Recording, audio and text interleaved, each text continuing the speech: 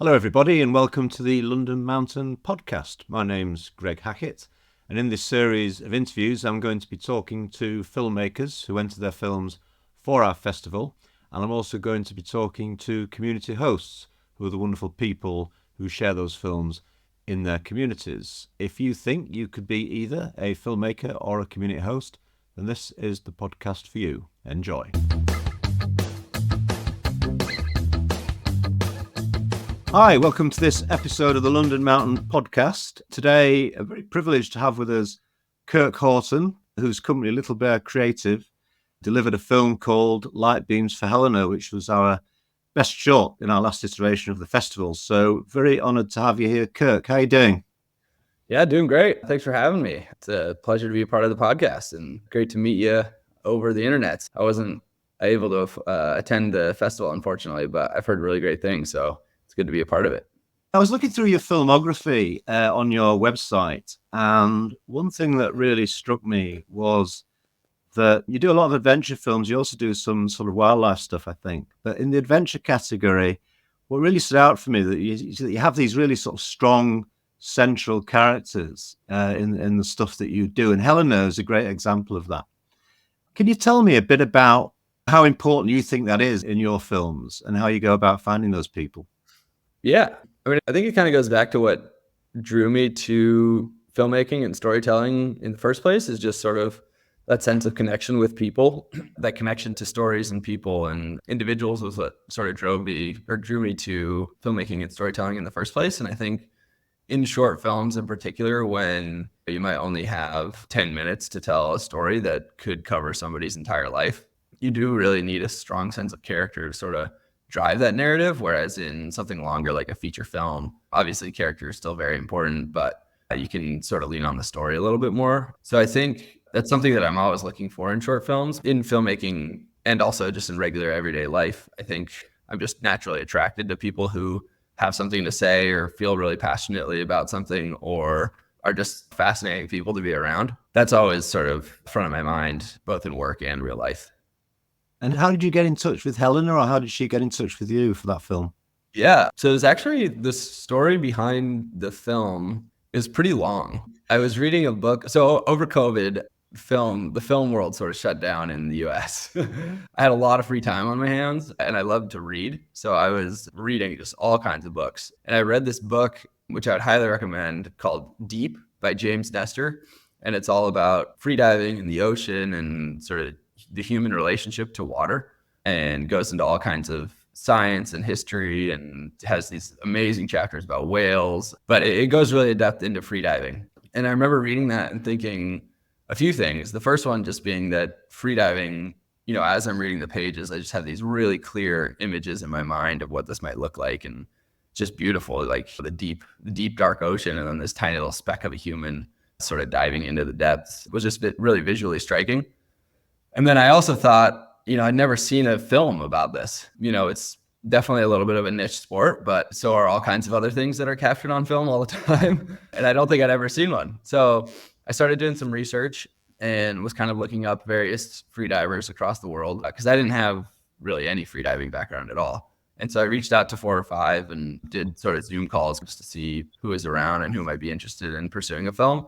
And I remember just as soon as Helena and I started talking, there was this really instant connection of just like sort of mutual respect as friends. And I could tell she was really eager to tell her story on sort of a bigger scale or a bigger platform, but didn't really know how. And I was really eager to learn more about her and freediving, and was pretty scared about the idea of like pursuing an underwater film, but wanted to do everything that I could to make it happen. But so that was back in 2020. And so we connected then, and it obviously took a really long time for the film to happen. She's UK based. I was living in the US, or am living in the US. And then where she freedives isn't usually in the UK. I don't think there's many great options for freediving in the UK. So she's traveling all around the world to do that. So by the time you add it up, that's 3 different countries that people are either going to or traveling from.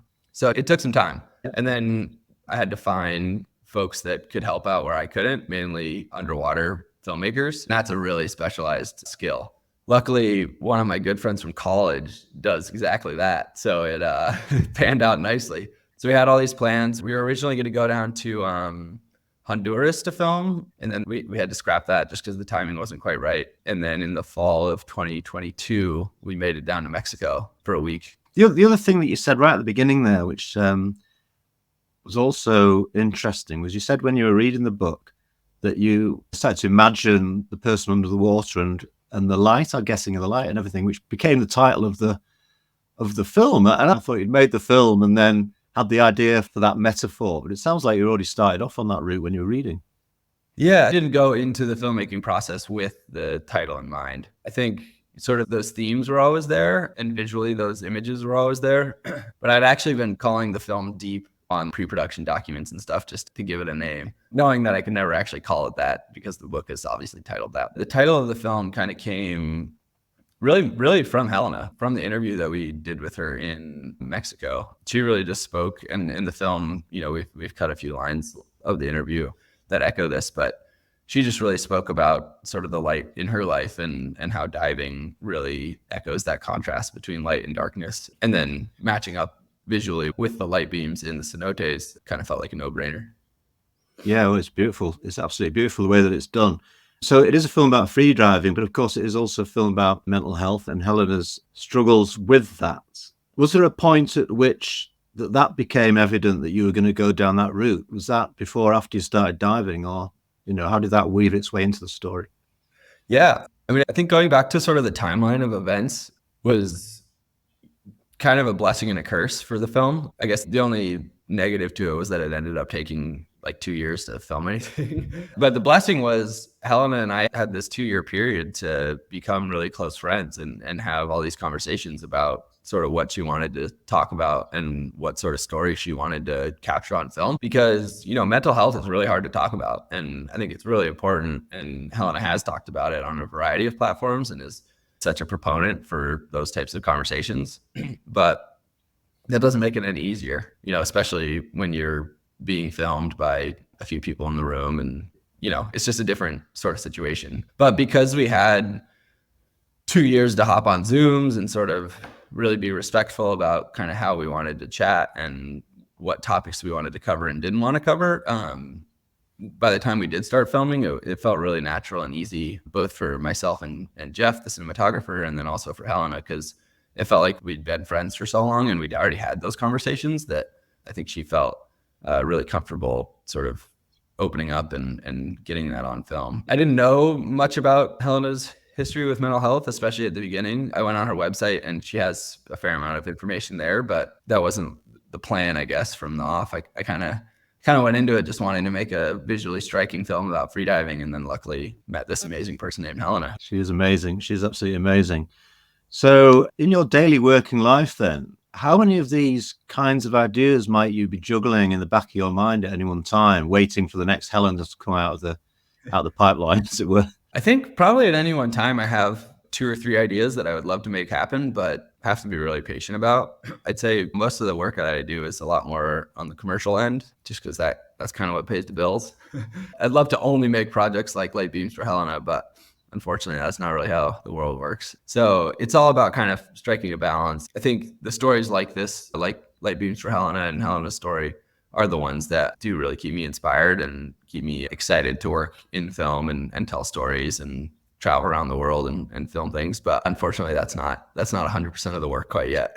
I think quite a lot of our audience, and certainly the people who organize our community events for us, I've said this to other filmmakers, I think quite a few of them are frustrated filmmakers, and they're curious, I think, about the sort of the challenges of your business. So you mentioned Light Beams there was a project that you pursued without a sponsor up front anyway.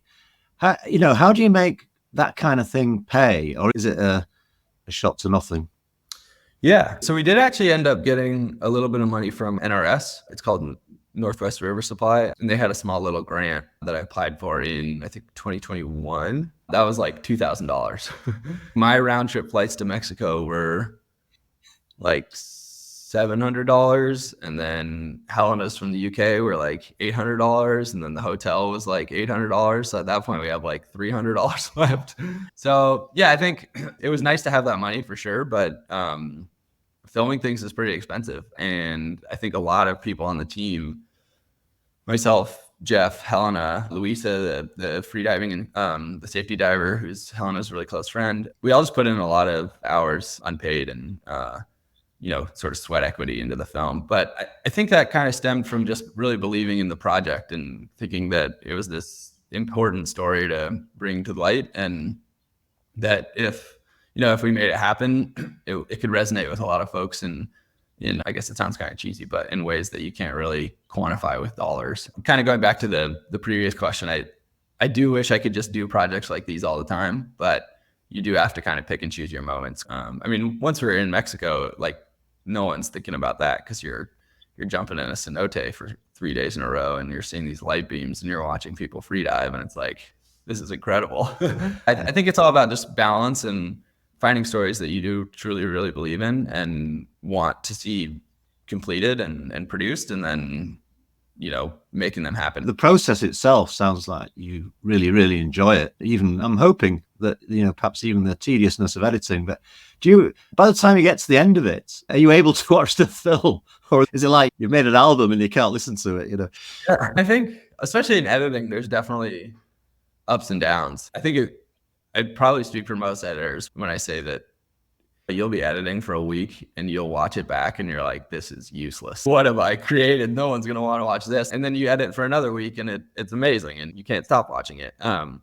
So yeah, the editing process is really tricky, but you're almost kind of going to battle with the footage. One thing that was really interesting in this edit process was it was pretty atypical in terms of what I've edited in the past.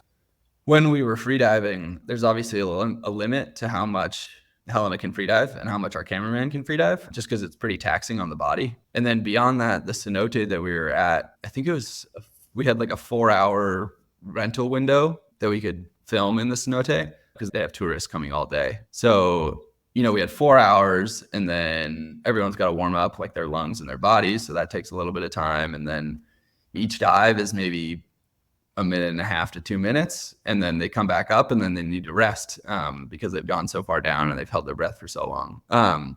So I think every day we were probably only doing like 10 to 15 dives. But then when you add that up, that's like, 20 minutes of footage per day of freediving. And I was kind of comparing it in my mind to filming like running, which is something that I film a lot, and you can get hours of footage in a morning just because you could say, run this 8 times and I'm going to film you each time. So that was a challenge, but it was really interesting because then you get to the edit booth, you only have a certain amount of footage that you can work with. And it was all amazing. Our cinematographer, Jeff Panella, did an amazing job, and Helena was really easy to work with on camera, but it almost made the edit a little bit easier in some ways because, you'd be looking for clips or footage to use and you'd have like 2 options rather than the 20 that you're used to. So yeah, I thought that was pretty interesting. Yeah. Wow. Well, I mean, the cinematography is beautiful. I must have watched it about 6 times myself, I think, so for various reasons. Now, I want to talk to you a bit about what you do when you're not making films, because I spotted on your website a film about you kayaking down the Hudson. Right. You might not be a free diver, but you're obviously a kayaker. So what's going on there? Yeah. So that film, The River That Flows Both Ways, I did with one of my best friends, Brendan Davis. We were roommates for a couple of years in Boulder, Colorado, and he's great. And had kind of always wanted to do an adventure like that. The story is we take a tandem pack raft from the source of the Hudson, which is up at the base of Mount Marcy in the Adirondacks, and we take it all the way down the Hudson River, 300 plus miles to the Statue of Liberty in New York City. And it was probably one of the least glamorous adventures I've ever been on. The last night we were like sleeping and there were bugs everywhere and rats crawling all over us, and we were just like sweaty and gross. A tandem pack raft was probably the worst vessel that we could have chosen for that adventure. We went at the end of the summer when the water was low, so we had to walk a lot of the river. But at the same time, it was amazing. We spent 14 and a half days feet from each other, saw the beautiful Adirondacks, saw these huge boats that almost ran us over in the Hudson River down by the Statue of Liberty. And really saw this river grow from this tiny pond and this little trickle up in the Adirondacks to this industrial, ferry mover down by the Statue of Liberty. The tides were also another brutal part of it. We could only ever paddle for 6 hours at a time. We both found ourselves in sort of this adventure world, both personally and professionally. And all the films that we were seeing were these like glamorous mountain biking films in Nepal, or river rafting trips in the Grand Canyon, or these really upper echelon adventures. We were both just out of college and had no money and loved to adventure and didn't really know what to do and wanted to make a film. So we picked this thing that was like anyone could theoretically go do it. And it might not be the prettiest, but I think at its heart, it still sort of captured that sense of adventure and sort of that essence of getting out there with your friends. That's what it's all about, that you don't need to go to these beautiful places in far off lands all around the world to find that sense of adventure. And it might not be as comfortable, but you can go do it in your backyard. Yeah, well, I mean, I immediately related to that idea, obviously being in London and having paddled around on the Thames. I'm not sure which is probably, I imagine the Hudson's even more frightening than the Thames when it comes to large boats. Anyway, yeah, well, look, okay, well, listen, I'm gonna let's call it there, shall we? But listen, congratulations on that film and your other films, Littlebear Creative. I'm looking forward. I hope you've got something up your sleeve for us for next year. Yeah, I actually have, it's not live yet, but I have another short film about, I've been calling it the oldest running team in the world. I don't actually know if that's factually accurate, but I assume that it is. The team captain is 104, and everyone on the team is above the age of 65, and they run a 50-mile relay race every year. Good grief. Is this connected in any way with your For the Love of Mary film? Yeah, so it's the same guy. It's George Etzweiler. He's still around. He has a team now. Wow, George is back. I can't wait to see that. That's brilliant. That's brilliant. Okay, well, listen, thank you so much for your time today. I can't wait to see that film. And yeah, keep them coming. Thank you for your time. Yeah, thanks. Thanks so much for having me. And thanks for everything you do with the festival. I know I missed it this year, but hopefully I'll be able to attend at some point. I've heard really great things, and keep up all the great work that you all are doing. Hey everybody, and thanks for watching. I hope you enjoyed that. Don't forget, if you want to be a community host, it is really, really easy to bring adventure to your hometown, village, wherever it is you hang out, and raise money for your club, your charity, your adventurous cause. All the details are on our website. Check it out, and we'll see you in February. Thank you. Bye.